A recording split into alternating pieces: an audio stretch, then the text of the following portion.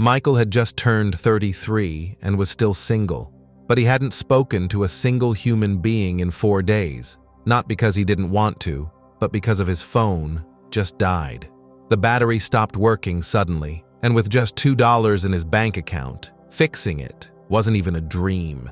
His rent was 3 months overdue, his fridge was empty, and the apartment owner had knocked again this morning. "Michael, I have given enough time to you. Now I can't keep waiting. Pay something. Anything today." But he had nothing. No food, no job, no friends left, only unpaid bills and silence. But he had only his working laptop. This wasn't just a bad week. This was his lowest situation ever. And then he had only 2 choices. No one talks about what it really feels like when life hits rock bottom, not metaphorically, literally. When you open your bank app or website and see $2.06, when your body shakes, not from anxiety, but because it's been 26 hours since your last meal. When you try to pitch your freelance services to 42 people in a day, and if no one even replies with "no thanks," how will you feel? Michael was feeling exactly like that. Michael had been trying hard to survive every single day for 3 months. Cold emails, DM pitches, proposal after proposal. But nothing was working out at all, even after doing a lot of hard work daily. And through it all, his mind wouldn't stop replaying his past painful mistakes. The job he quit was too soon to live his dream life of full freedom. Then, he fell into pleasing people daily, sacrificing his own life. But in the end, he got nothing from them except ignorance and pain. He used to regret that. He had a good amount of money at that time to build something for his future, but he focused on others' life needs, never thinking about his own life. Then, the relationship he stayed in for too long. But it didn't work in the end.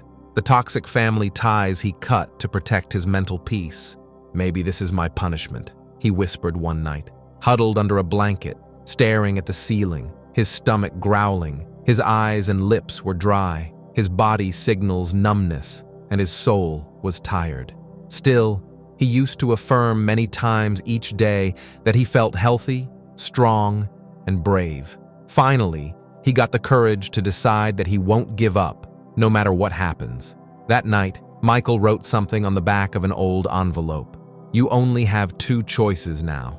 Stay broken like this until you die here alone, or rebuild from this lowest situation and rise again." He taped those words on the fridge, even though there was nothing inside the fridge.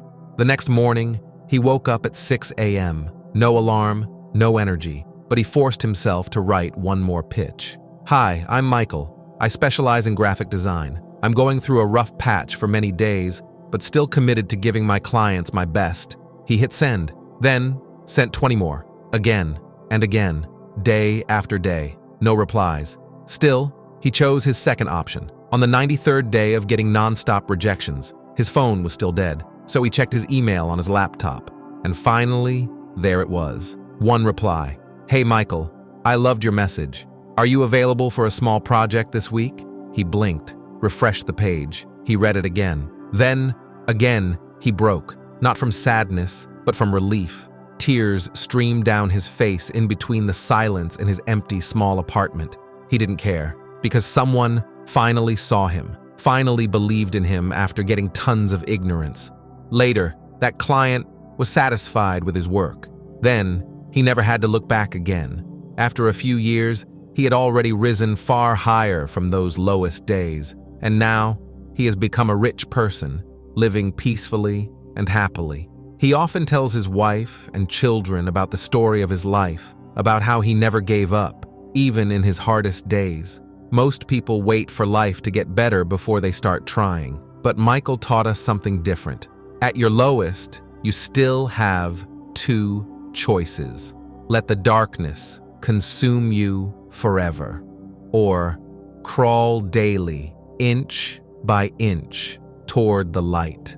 If Michael alone could rise from that situation, you can also rise. You don't need motivation. You only need one reason not to quit.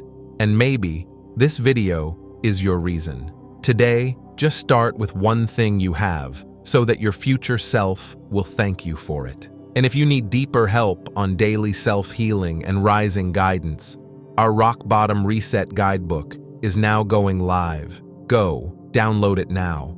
Link is in the pinned comment and description. Because your healing and rising shouldn't be delayed, it's your topmost priority from today.